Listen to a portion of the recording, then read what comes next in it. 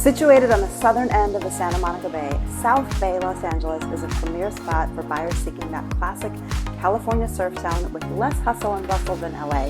With more mild temperatures, some of the highest rated schools in California, coastal property, great dining and nightlife, leading tech and aerospace companies, the South Bay is a hugely popular destination for families, tech workers, and singles looking to put down roots. Today I'm diving into all the neighborhoods of the South Bay you should consider buying a home. And the last one is a hidden gem most people have never even heard of, so be sure to stay till the end.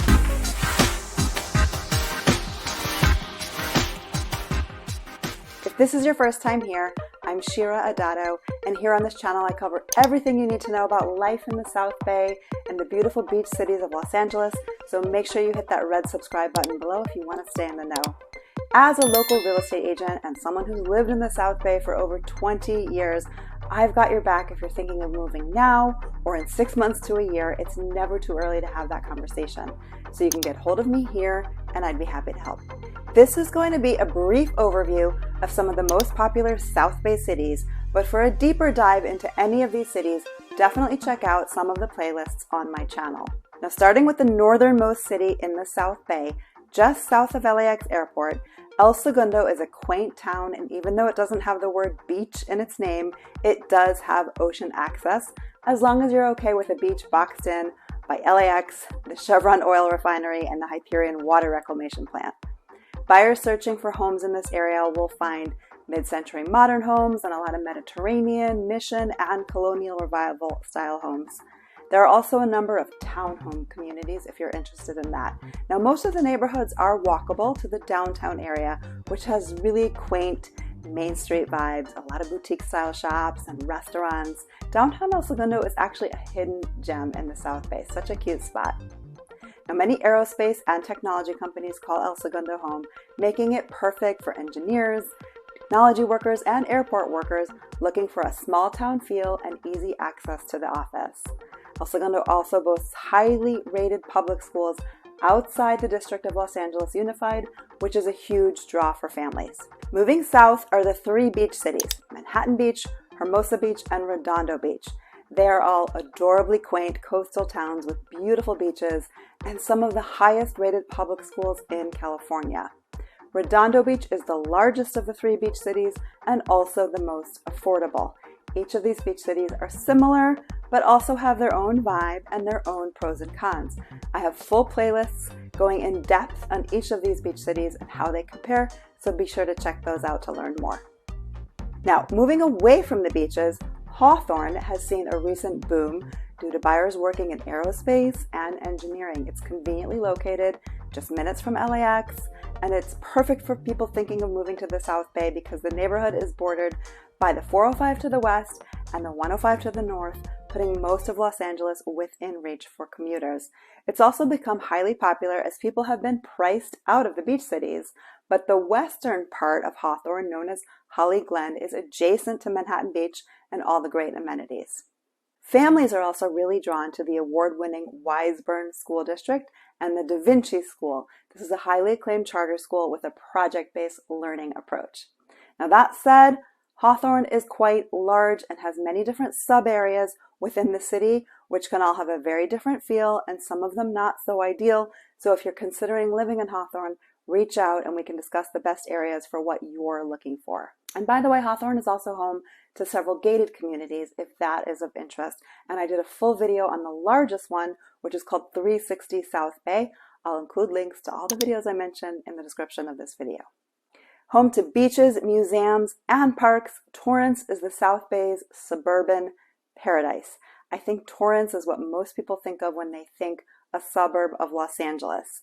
It's bordered by Palos Verdes to the south and Redondo Beach to the west, and by design, it feels like it's off the beaten path and away from Los Angeles. While Central Torrance is home to many gated communities, most of Torrance is made up of single-family homes in varying architectural styles, but a lot of mid-century and Mediterranean with larger lots, so you can definitely get more for your money in Torrance than in the beach cities.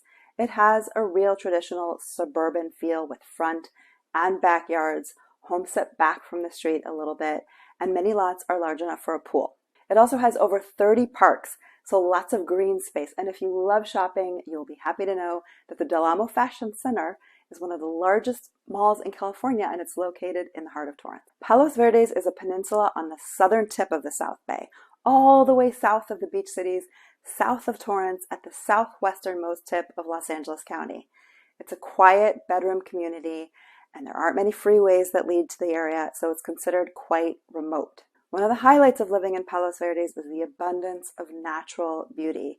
From the rolling hills to the stunning coastline, there's no shortage of breathtaking views. It's also home to an equestrian neighborhood called Rolling Hills, where many of the properties have horse stables and open trails for horseback riding. The Palos Verdes Peninsula is also a very popular hiking spot where you can take in beautiful panoramic views of the ocean and all the surrounding hills. In terms of real estate, Palos Verdes is a highly sought after location because of the larger lots, beautiful scenic nature, stunning views, and high-end homes. Its schools are also known to be in the top 5 in all of Los Angeles.